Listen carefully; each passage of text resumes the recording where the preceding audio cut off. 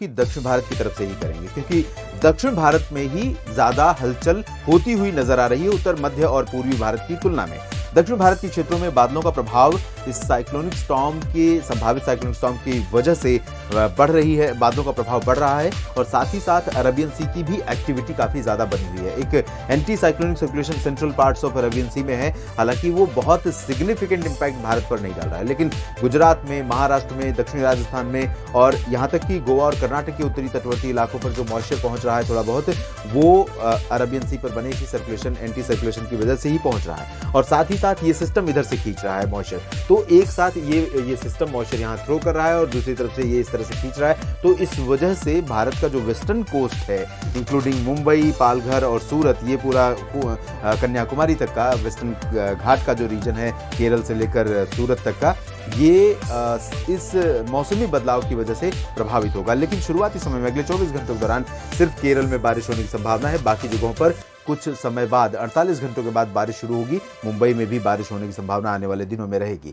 इधर दक्षिणी आंतरिक कर्नाटक, आंध्र प्रदेश की रायलसीमा और तमिलनाडु के आंतरिक इलाकों और कोस्टल पार्ट्स में इंक्लूडिंग पुदुचेरी कुछ स्थानों पर वर्षा होने की संभावना है। अंडमान और निकोबार द्वीप समूह पर लगातार तेज हवाएं चल रही हैं और बारिश भी यहाँ पर हल्की से मध्यम कुछ स्थानों पर हो रही है, जिससे सामान्य जनजीवन प्रभावित हो रहा है। लेकिन ये सिस्टम कल यानी अगले 24 घंटों में काफी आगे बढ़ चुका होगा, जिससे इसका जो इम्पैक्ट है, बहुत डायरेक्ट इम्पैक्ट, बहुत हार्श इम्पैक्ट, वो अंडमान और निकोबार द्वीप समूह पर फिलहाल नहीं पड़ेगा। सेंट्रल रीजन्स की बात कर लेते हैं। यहाँ पर ओडिशा के तटवर्ती रीजन्स में हवाओं की स्पीड बढ़ने वाली है। अभी तक जो हवाएं चल रही थी दक्षिण पूर्वी आर्द्र हवाएं, वो हवाएं अब और इंटेंसिफाई हो जाएंगी ओडिशा के ऊपर, और जब हवाएं इंटेंसिफाई होंगी कोस्टल रीजन में तो यहाँ बारिश शुरू हो सकती है धीरे धीरे पारादीप, कटक से लेकर जो उत्तरी इलाके हैं और दक्षिणी भागों में। लेकिन रात के समय बारिश के आसार हैं। उसके बाद अगले 24 घंटे 9-10 मई से बारिश थोड़ा सा और इंटेंसिफाई होगी यहाँ पर, जब ये सिस्टम काफी करीब आ जाएगा। Interior parts of Odisha, Chhattisgarh, Maharashtra के विदर्भ और साथ ही साथ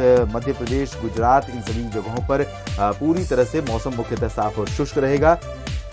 उत्तरी दिशा की हवाएं मध्य प्रदेश और महाराष्ट्र के अधिकांश इलाकों और गुजरात के इलाकों में चलेंगी। लगभग इस तरह से हवाएं पहुंच रही हैं और ये हवाएं अरबियन सी से होते हुए तथा कुछ लैंड रीजन होते हुए आ रही हैं। तो और गर्मी है यहाँ पर, और इन गर्म हवाओं के कारण थोड़ी बहुत इनमें मॉइस्चर भी है और इस मॉइस्चर के कारण भले ही गुजरात पर टेम्परेचर काबू में रहे, लेकिन गुजरात के उत्तरी इलाकों में, दक्षिणी राजस्थान में, मध्य प्रदेश के अधिकांश इलाकों में और महाराष्ट्र के लगभग सभी क्षेत्रों में, चाहे वो मराठवाड़ा हो, मध्य महाराष्ट्र हो या फिर कोंकण गोवा, इन भागों में गर्मी काफ़ी ज़्यादा परेशान करेगी क्योंकि टेम्परेचर बढ़ने लगा है।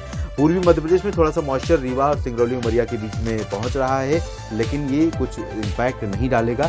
लेकिन यहाँ मैं इतना ज़रूर कह सकता हूँ कि पश्चिमी मध्य प्रदेश में उज्जैन, इंदौर और धार, खरगोन की तुलना में जो रीवा, सिंगरौली का रीजन है, टेम्परेचर के कंपेयर में 1-2 डिग्री का फर्क यहाँ पर रहेगा। यहाँ ज़्यादा रहेगा, यहाँ कम रहेगा, तो थोड़ी सी कंपेरेटिवली राहत की उम्मीद यहाँ पर आप कर सकते हैं। और अगर हम बात कर लें आगे पूर्वी इलाकों की, तो पूर्वी क्षेत्रों में फिलहाल बिहार और झारखंड तथा पश्चिम बंगाल के कुछ इलाकों में, बिहार में तराई वाले रीजन में, उप हिमालयी पश्चिम बंगाल में और आसपास के भागों में वर्षा होने की संभावना है। तराई क्षेत्रों में मॉइस्चर यहाँ पहुँच रहा था, जो वो अभी भी पहुँच रहा है, लेकिन इंटीरियर पार्ट्स में पहुँचने वाले मॉइस्चर में कमी आई है। तो अभी फिलहाल झारखंड और गंगीय पश्चिम बंगाल में अगले 24 घंटों के दौरान मेनली ड्राई वेदर रहेगा, लेकिन आंधी, तूफान और बादलों की गर्जना के साथ बूंदाबांदी कहीं कहीं पर भी हो सकती है। काल बैसाखी जैसा मौसम यहाँ पर डेवलप हो सकता है। उसकी वजह मैं आपको बताता हूँ, टेम्परेचर बढ़ रहा है और बंगाल की खाड़ी उग्र है, थोड़ा सा मॉइस्चर जैसे इधर पुश करेगी बंगाल की खाड़ी और यहाँ पर वेदर डेवलप हो सकता है। तो जब भी यहाँ पर वेदर डेवलप होगा, वो इसी तरह का वायलेंट वेदर एक्टिविटी यहाँ पर देखने को मिलेगी। पूर्वोत्तर भारत में असम, मेघालय, अरुणाचल प्रदेश और नागालैंड, मणिपुर, मिजोरम, त्रिपुरा में सभी जगहों पर बारिश की संभावना है। इंटेंसिटी यहाँ पर लाइट टू मॉडरेट रहेगी। उत्तर प्रदेश के पूर्वी भागों की अगर हम बात करें तो यहाँ पर आप देख सकते हैं एकदम जो नॉर्थ वेस्टर्न पार्ट्स है, नॉर्थ ईस्टर्न पार्ट है, बिहार से सटा हुआ सीवान, गोपालगंज से, इन भागों में कहीं कहीं पर बूंदाबांदी हो सकती है। बाकी उत्तर प्रदेश में मौसम मुख्यतः साफ और शुष्क रहेगा। मेजरली वाराणसी से लेकर प्रयागराज, अयोध्या, लखनऊ, गोरखपुर, कानपुर और जो बुंदेलखंड का हिस्सा, इन भागों में भी ड्राई वेदर एक्सपेक्टेड है। वेस्टर्न पार्ट्स में भी बरेली, शाहजहांपुर, आगरा, अलीगढ़, मथुरा, हाथरस, इटावा, मैनपुरी, झांसी, ललितपुर, सभी जगहों पर ड्राई वेदर रहेगा। बात हम राजस्थान की करें तो राजस्थान के क्षेत्रों में पश्चिमी हवाएं इस तरह से चल रही हैं और ये हवाएं आगे बढ़ते हुए नीचे निकल रही, और यही हवाएं दक्षिणी पंजाब, दक्षिणी हरियाणा पर और दिल्ली तथा दक्षिणी उत्तर प्रदेश के ऊपर भी पहुंच रही हैं। तो यहाँ पर फजिल्का, फरीदकोट, सिमुक्ता साहिब, हिसार, फतेहाबाद और रोहतक, चरखी दादरी, भिवानी, झज्जर, दिल्ली, और एनसीआर, साथ ही साथ राजस्थान के समूचे क्षेत्रों में टेम्परेचर बढ़ाएंगी। लेकिन उत्तरी पंजाब, उत्तरी हरियाणा और north western parts of Uttar Pradesh, जो बरेली से लेकर ये मेरठ का, नजीबाबाद के बीच का हिस्सा है, इन भागों में कंपैरेटिवली दक्षिण के राहत रहेगी थोड़ी सी। बहुत अंतर तो नहीं रहेगा, लेकिन 2-3 डिग्री सेल्सियस का अंतर रहेगा। और आप ये जानते हैं कि जब 42-43 डिग्री सेल्सियस तापमान हो, उसके ऊपर 3 डिग्री सेल्सियस का तापमान बहुत मायने रखता है। यानी कहीं 42 डिग्री और कहीं 45 डिग्री, यानी कि 45 डिग्री का जो रीजन है वहाँ पर लोगों का बाहर निकलना और चल पाना बहुत मुश्किल हो जाता है, क्योंकि धूप असहनीय हो जाती है। तो ये कंडीशन रहेगी। पर्वतीय क्षेत्रों में जम्मू कश्मीर से लेकर हिमाचल प्रदेश और उत्तराखंड के बीच में उत्तरी हिस्सों में थोड़े बहुत मॉइस्चर के कारण बारिश की संभावना है। बाकी WD आगे निकल चुका है, तो पर्वतीय क्षेत्रों पर भी मौसम मुख्यतः साफ और शुष्क रहेगा।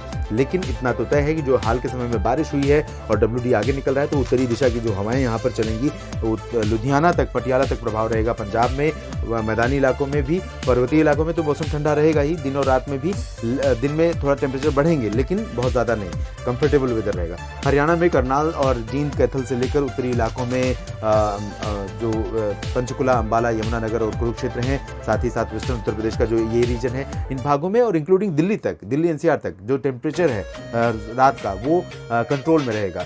और सुबह के समय तो मौसम बहुत ही सुहावना रहेगा। जब आप निकलेंगे घूमने के लिए, तो इन हवाओं के कारण बहुत ही प्लेजेंट मौसम रहेगा पंजाब में, हरियाणा और दिल्ली तथा नॉर्थ ईस्टर्न उत्तर प्रदेश में। फिलहाल देश भर में कुछ इस तरह से मौसम का रहेगा मिजाज। आप बने रहिएगा मौसम तक चैनल के साथ, अपडेट करता रहूँगा मौसम के हर बदलाव के बारे में, जिसमें आप ये जानेंगे कि आपके राज्य में, आपके शहर में गर्मी पड़ेगी या बारिश होने की संभावना है। धन्यवाद।